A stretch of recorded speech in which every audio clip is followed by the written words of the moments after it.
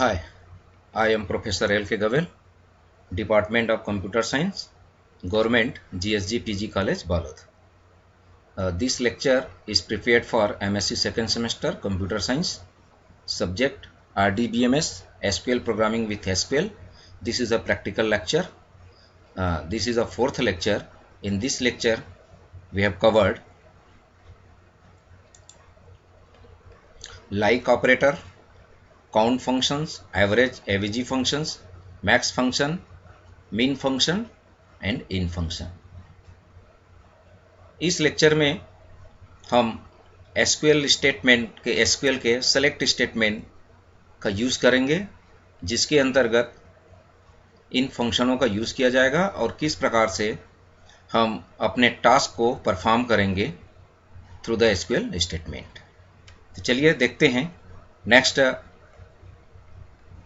जैसे कि आपको क्वेश्चन में दिया गया है, list the name of all clients having a as the second letter in the name. Client master table हमने बनाया है। इसके लिए आप सबसे पहले ध्यान रखेंगे कि हमारा पहला लेक्चर और दूसरा लेक्चर को कंप्लीट पहले कर लेना है। उसके बाद पहला, दूसरा, तीसरा लेक्चर, तीनों लेक्चर को आप कंप्लीट कर लेंगे। उसके बाद ही आप इसको चौथे लेक्चर पे काम करेंगे, क्योंकि ये पूरा प्रैक्टिकल सेशन है। तो प्रैक्टिकल सेशन में जब तक हम स्टार्टिंग से सारे को करते जाएंगे तभी हमारा आउटपुट सही मिलेगा और हमारा काम सही होगा। तो चलिए देखते हैं इस क्वेश्चंस में कि हमारा क्वेश्चंस क्या है कि ऐसे क्लाइंट्स का नाम हमको चाहिए जिसका सेकेंड अक्षर ए हो। तो उसके लिए हमको क्या करना पड़ेगा? तो सेकेंड अक्षर ए है, उसके लिए हमको सेकेंड कैरेक्टर को ए लेना पड़ेगा। तो हमने यहाँ पर लाइक ऑपरेटर यूज़ किया है। तो हमारा कमांड्स है select name from client master where name like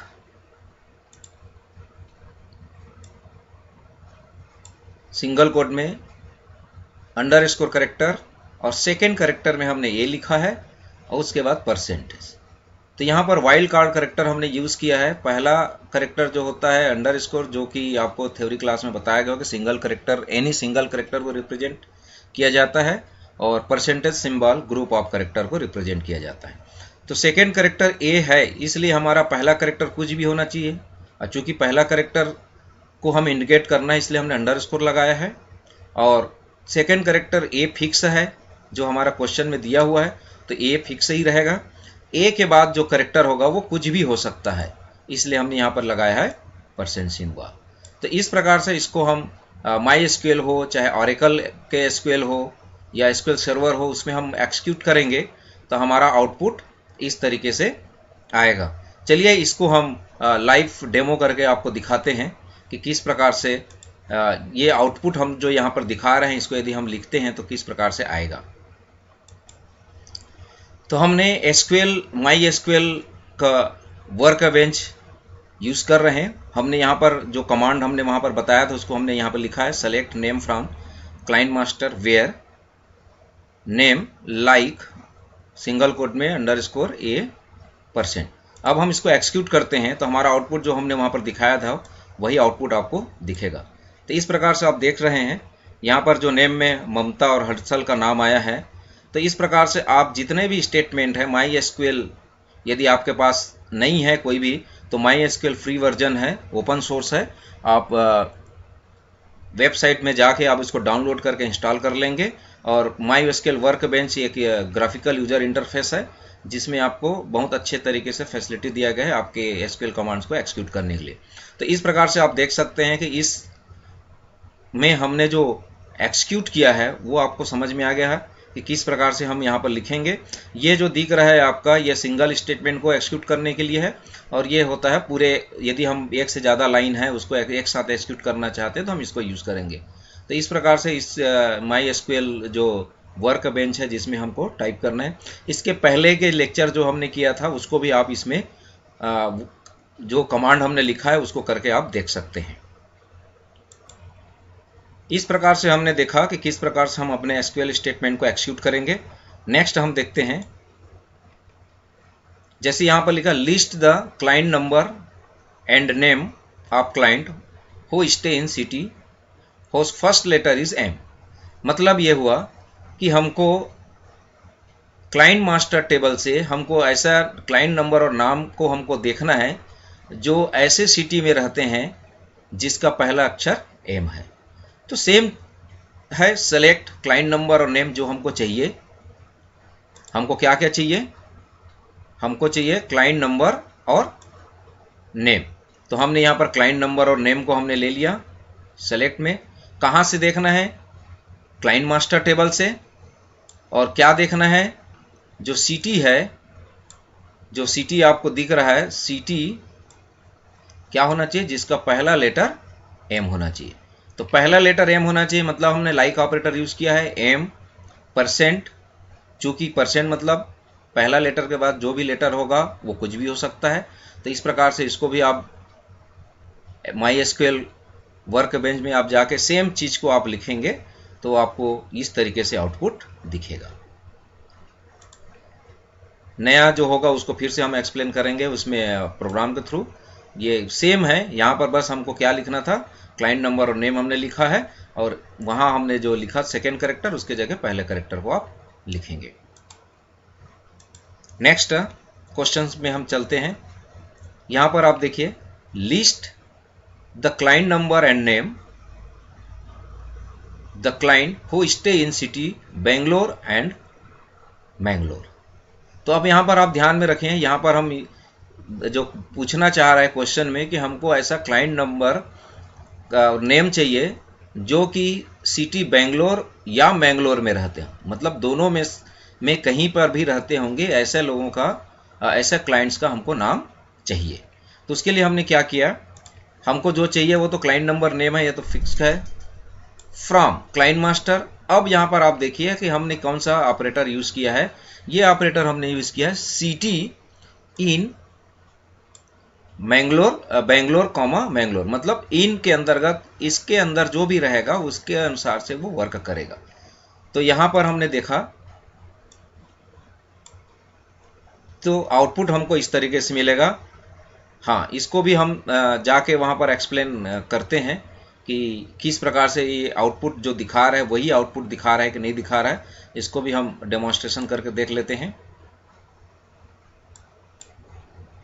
तो इस प्रकार से हमने MySQL वर्क बेंच में हमने लिख दिया select client number name from client master where city in, bracket के अंतर्गत हमने डाल दिया सिंगल कोट में बेंगलोर एंड मैंगलोर। तो हम इसको एक्सिक्यूट करते हैं। हमने जो आउटपुट वहां पर देखा है वही आउटपुट आपको मिलता है कि नहीं मिलता है, यहाँ पर देखते हैं। तो ये देखिए, हम सिंगल लाइन स्टेटमेंट को हम कर, एक ही लाइन है तो हम इसको भी यूज कर सकते हैं।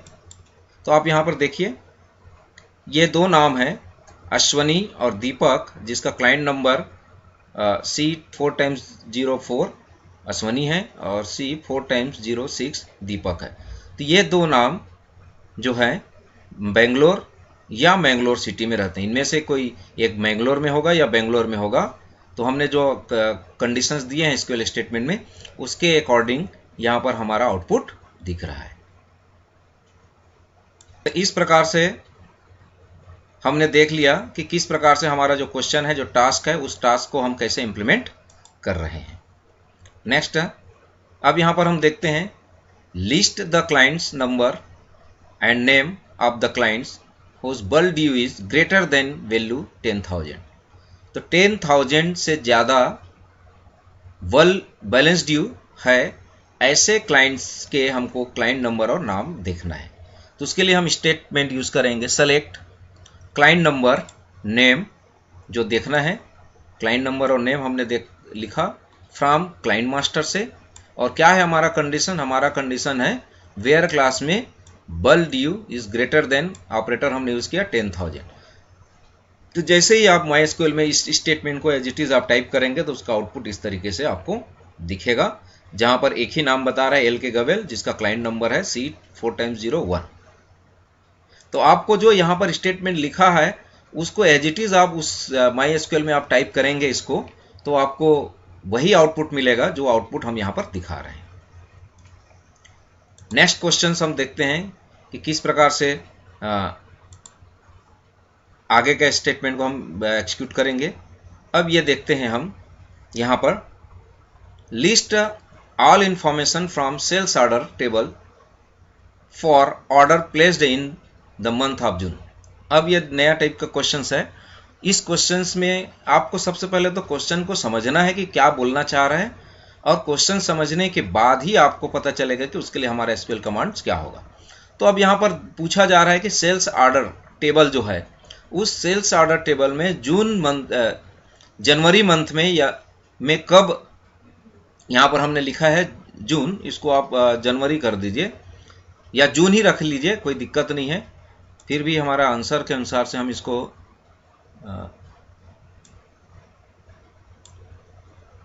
जनवरी कर देते हैं। तो जनवरी मंथ में हमारा जनवरी मंथ में जो लिस्ट है, कितने लोग, पूरे डिटेल्स हमको देखना है।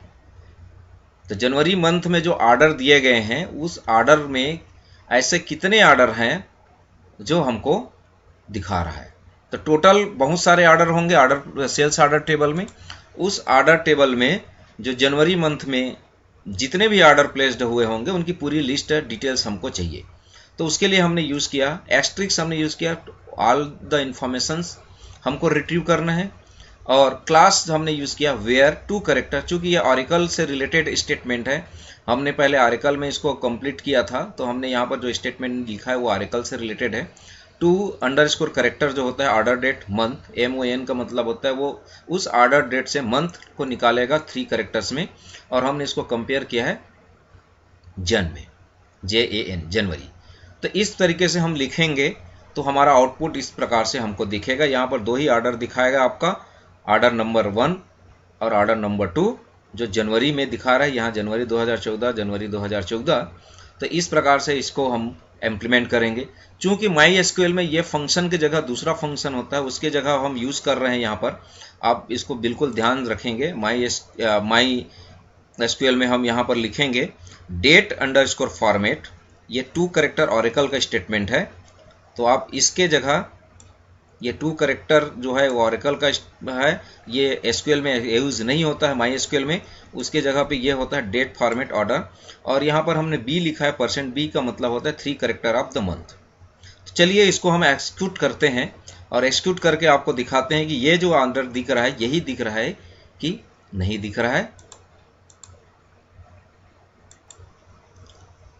तो हमने हमारे MySQL वर्क बेंच पे हमने लिख दिया select asterisk from sales order where date format, चूँकि वहाँ 2 करेक्टर हमने लिखा था, वो ऑरेकल का स्टेटमेंट था, उसके जगह पे हम date underscore format order date, ये हमने लिखा जनवरी।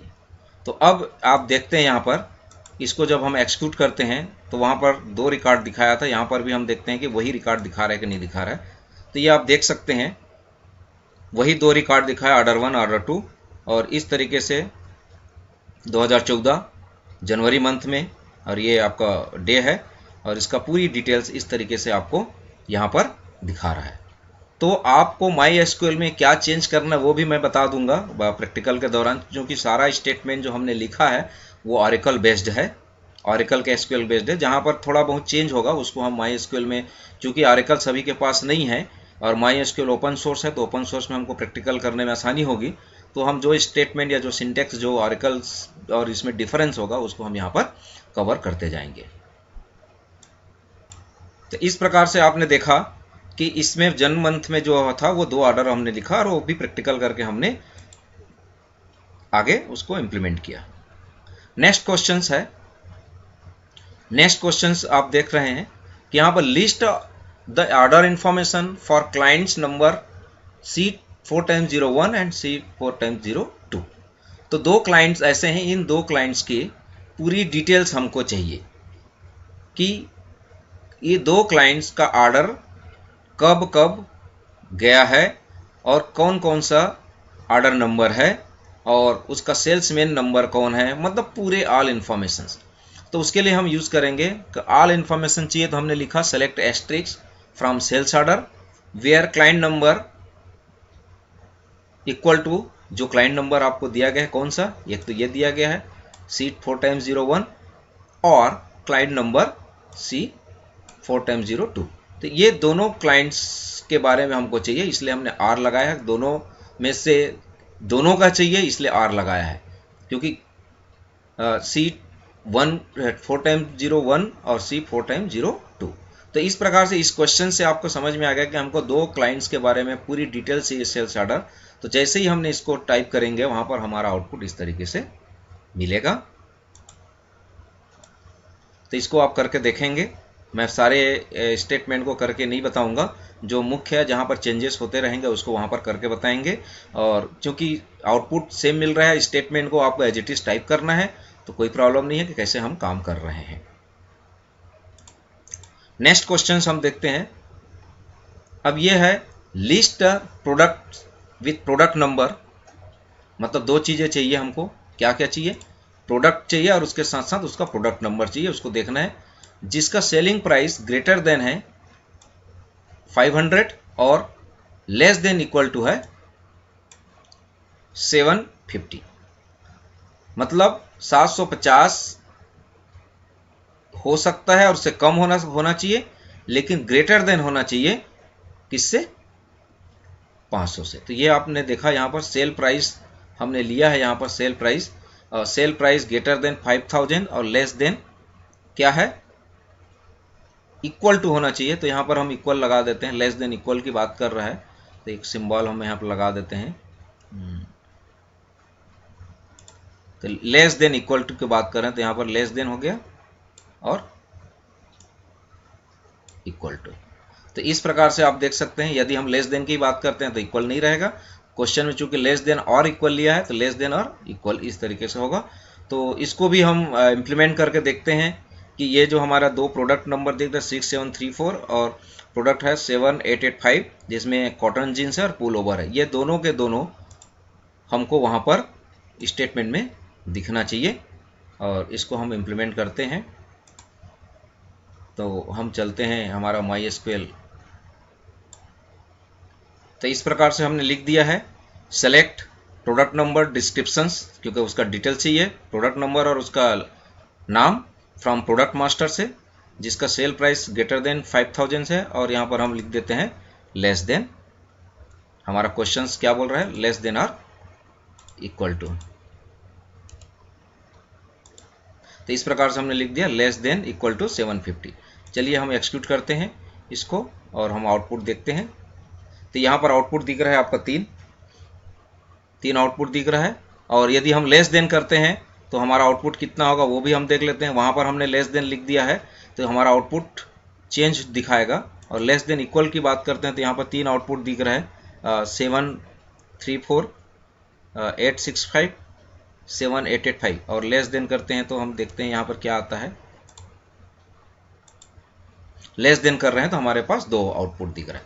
तो वहाँ पर जो क्वेश्चन हमने देखा था वहाँ लेस देन के हिसाब से हमने लिखा था, तो लेस देन वाला आउटपुट वो दिखाया है, और लेस देन इक्वल टू हम बात करते हैं यहाँ पर, तो यहाँ से आपको क्लियर हो जाएगा। तो आप यहाँ पर इक्वल टू करके आप देखें तो आपको समझ में आ जाएगा। तो इस प्रकार से आउटपुट हमारा 3 दिख रहा है। तो जो भी क्वेश्चंस है, क्वेश्चंस के अकॉर्डिंगली आपको स्टेटमेंट में कुछ चेंजेस करना है तो आप चेंजेस भी कर सकते हैं, और उससे रिलेटेड क्या इन्फॉर्मेशन आ रहा है उसको भी आप वेरीफाइड कर सकते हैं।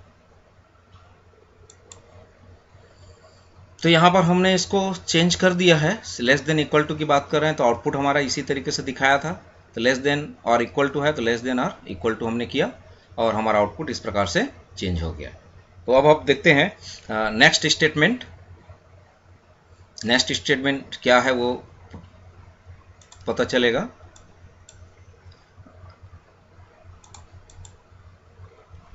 अब यहां पर देखते हैं लिस्ट प्रोडक्ट्स को selling price is more than 500, मतलब सेलिंग प्राइस क्या है?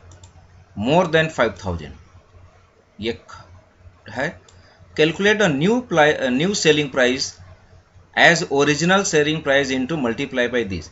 जो ओरिजिनल सेलिंग प्राइस है उस ओरिजिनल सेलिंग प्राइस जो होगा उस ओरिजिनल सेलिंग प्राइस की वैल्यू बदल जानी चाहिए। वो कैसा होना चाहिए? Multiply by 0.15। मतलब क्या हुआ? जो ओरिजिनल सेलिंग प्राइस है उस नया ओरिजिनल सेलिंग प्राइस से हमको नया सेलिंग प्राइस कैलकुलेट करना है, और वो कैलकुलेशंस का फार्मूला ये है, और उस कॉलम की फील्ड को हमको क्या रखना है, न्यू प्राइस। उस कॉलम के फील्ड को हमको रखना है न्यू प्राइस। तो अब ये क्वेश्चंस, जैसा क्वेश्चन दिया गया है उसके अनुसार से हमको स्टेटमेंट लिखना है। तो हमारा क्वेश्चंस क्या दिखा रहा है कि हमारे जो प्रोडक्ट मास्टर में, हमने जो प्रोडक्ट मास्टर में जो टेबल में जो सेल प्राइस लिखे हैं, उस सेल प्राइस को बदल कर हमको नया सेल प्राइस लिखना है। और नया सेल प्राइस क्या होना चाहिए, जो पुराने सेल प्राइस है उसको हम मल्टीप्लाई करें 0.15 से, और उस फील्ड का नाम आ जाए न्यू प्राइस। तो इस प्रकार से हमको स्टेटमेंट लिखना है। तो हमको क्या क्या चीज देखना है, product number, description, sale price और न्यू सेल प्राइस। और ये न्यू सेल प्राइस क्या है, सेल प्राइस मल्टीप्लाई बाय 0.15। तो इस प्रकार से हमने उसके बदले, यदि हम न्यू प्राइस को नहीं लिखते तो ये एज इट इज इसको दिखाता, लेकिन उसको कॉलम को नाम बदलना है बोल रहा है क्वेश्चन में। तो उस कॉलम को नाम बदलने के लिए जो कैलकुलेशन हम करते हैं उसी के बगल में हम नया नाम लिख देते हैं, तो उसका नाम बदल जाता है। और कहाँ से हमने यूज़ किया, प्रोडक्ट मास्टर से। तो इस प्रकार से आप देख सकते हैं, जैसे ही हम इसको स्टेटमेंट को एक्सिक्यूट करेंगे, हमारा प्रोडक्ट नंबर जितने भी हैं उस प्रोडक्ट नंबर का डिस्क्रिप्शन आ जाएगा, उसका पुराना सेल प्राइस आ जाएगा, और उस सेल प्राइस का नया सेल प्राइस जो है न्यू प्राइस इस तरीके से आ जाएगा। चूंकि इसके अंतर्गत हम इसको मल्टीप्लाई किए हैं, तो इसमें मल्टीप्लाई करने के बाद इसका नया प्राइस हो गया, न्यू हो गया, बदल गया, चेंज हो गया। तो हम इसको भी इम्प्लीमेंट करके देखते हैं कि आप इसको नोट करके रख लें, और वहाँ पर हम क्या लिखते हैं तो किस प्रकार से आता है। चूंकि ये नया कॉन्सेप्ट है इसलिए हम उसको डेमोन्स्ट्रेशन करके आपको बताते हैं।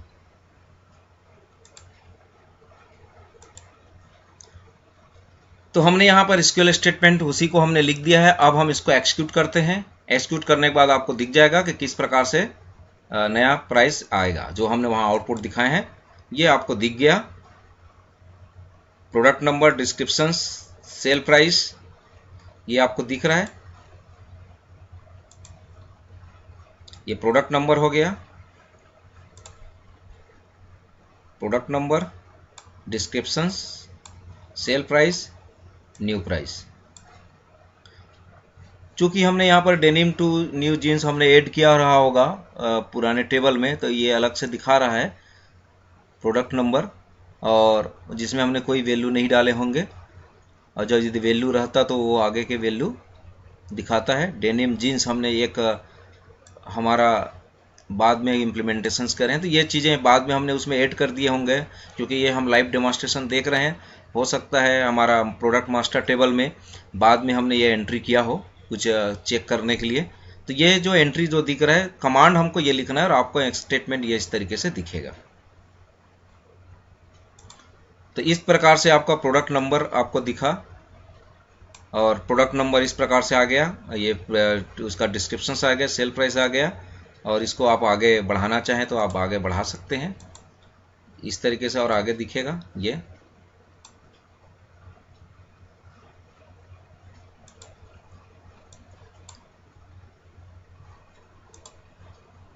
तो आपका उद्देश्य है कि हमको SQL स्टेटमेंट को एक्सिक्यूट करना है और उसको आउटपुट को हमको चेक करना है।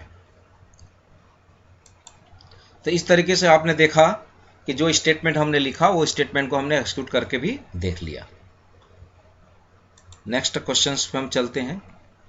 अब ये दिख रहा है आपका लिस्ट द नेम, सिटी, क्या क्या देखना है, नेम, सिटी और स्टेट, किसका, client, who are not state Maharashtra, जो महाराष्ट्र में नहीं है या जो महाराष्ट्र में नहीं रहते हैं ऐसे क्लाइंट्स का नाम, सिटी और स्टेट देखना है जो महाराष्ट्र में नहीं है। तो हमने इन में देखा था, उसको इंक्लूड करता है, और यहाँ पर हमने क्या लगा दिया, नॉट इन।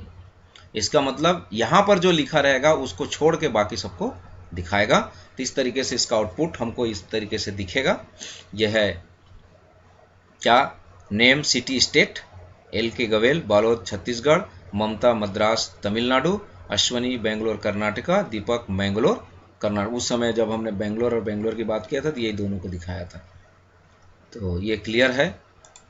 इस स्टेटमेंट को हम लिखेंगे कैसे, SQL स्टेटमेंट में जाएंगे, वैसे एज इट इज इसको टाइप आपको करना है।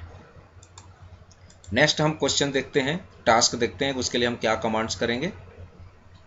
Count the total number of order from sales order.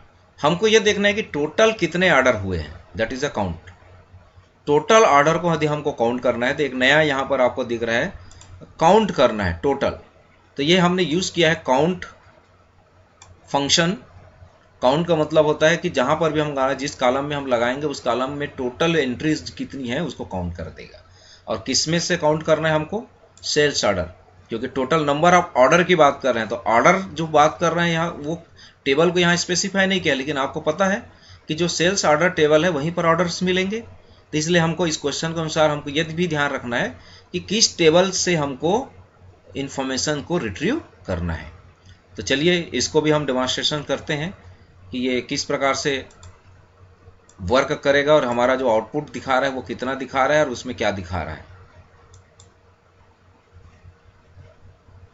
तो हमने यहां पर लिख लिया select count order number from. अब हम इसको एक्सिक्यूट करते हैं। तो यह देखिए वहां पर जो आउटपुट हमने दिखाया काउंट ऑर्डर नंबर 6, तो टोटल ऑर्डर नंबर है 6। तो इस तरीके से हम यूज करेंगे एसक्यूएल स्टेटमेंट को माई एसक्यूएल वर्कबेंच में। नेक्स्ट कमांड्स हम देखेंगे।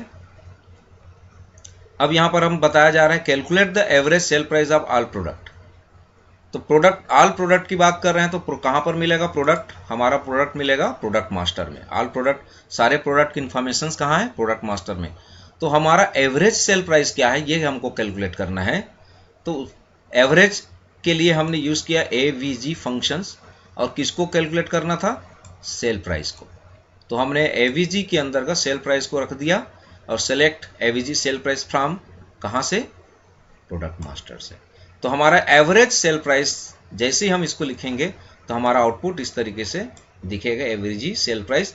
जितने भी सेल प्राइस होगा उसको जोड़ेगा, टोटल नंबर जितने हैं उससे डिवाइड करेगा, तो इस प्रकार से हमारा एवरेज सेल प्राइस निकल जाएगा। तो ये फंक्शन इस तरीके से एक्सिक्यूट होगा।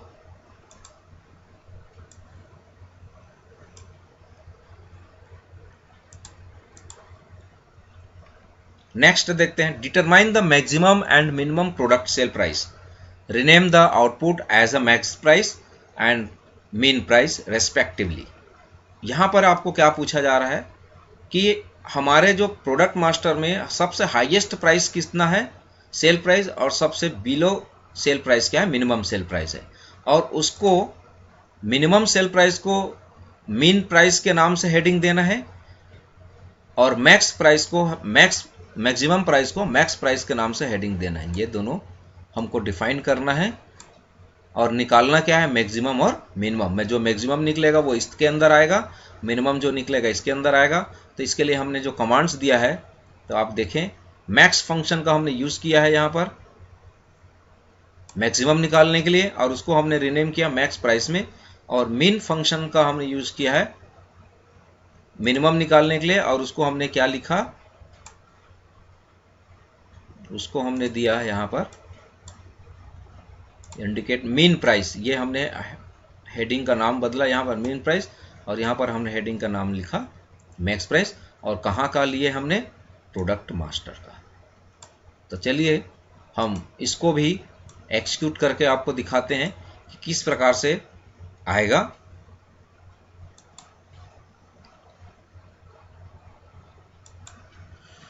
तो हमने एसक्यूएल स्टेटमेंट लिख दिए हैं इसको, सेलेक्ट मैक्स सेल प्राइस, हमने उसके स्पेस देके उसका कॉलम नेम बदल दिया मैक्स अंडरस्कोर प्राइस। वैसे मीन में हमने सेल प्राइस मीन प्राइस कर दिया फ्रॉम सेलेक्ट प्रोडक्ट मास्टर।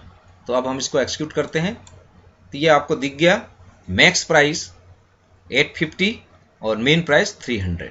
तो इस प्रकार से हमने एसक्यूएल स्टेटमेंट को माई एसक्यूएल वर्क बेंच में हम टाइप कर रहे हैं और उसको लाइव डेमोन्स्ट्रेशन करके आपको दिखा रहे हैं। तो इस प्रकार से आपने देखा कि ये एसक्यूएल स्टेटमेंट का मैक्सिमम प्राइस और मिन प्राइस कैसे हुआ। नेक्स्ट हम देखते हैं, count the number of products having price less than or equal to 5000। हमको तो यहाँ पर आप देख रहे हैं कि हमको क्या निकालना था,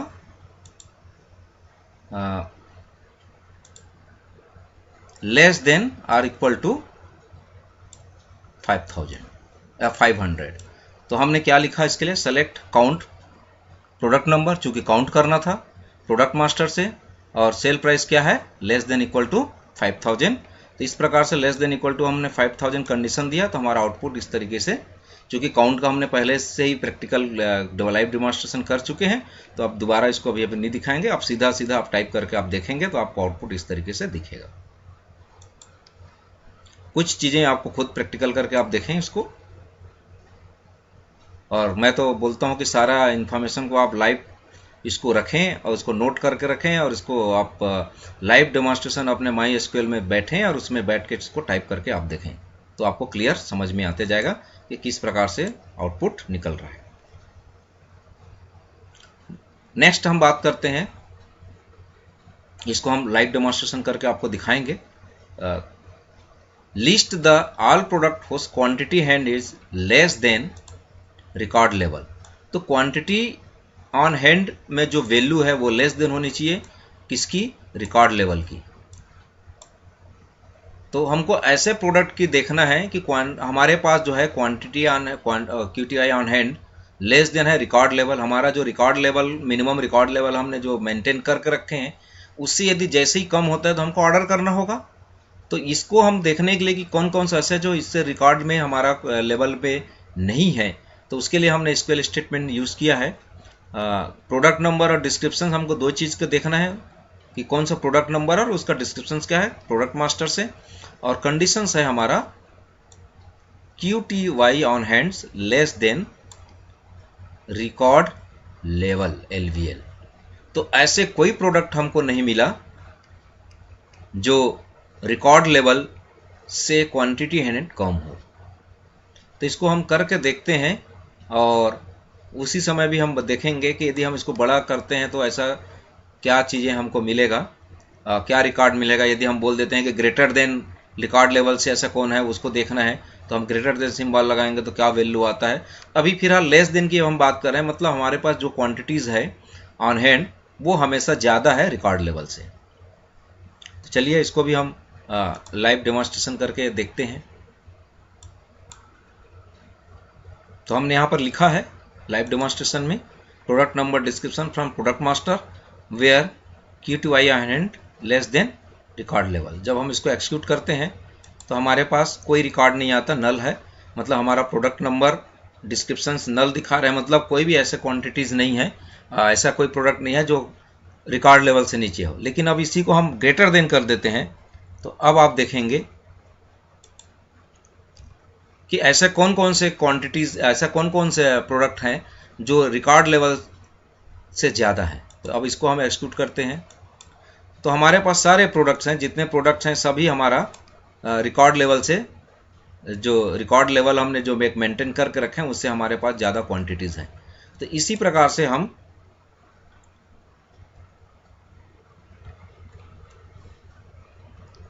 थैंक यू।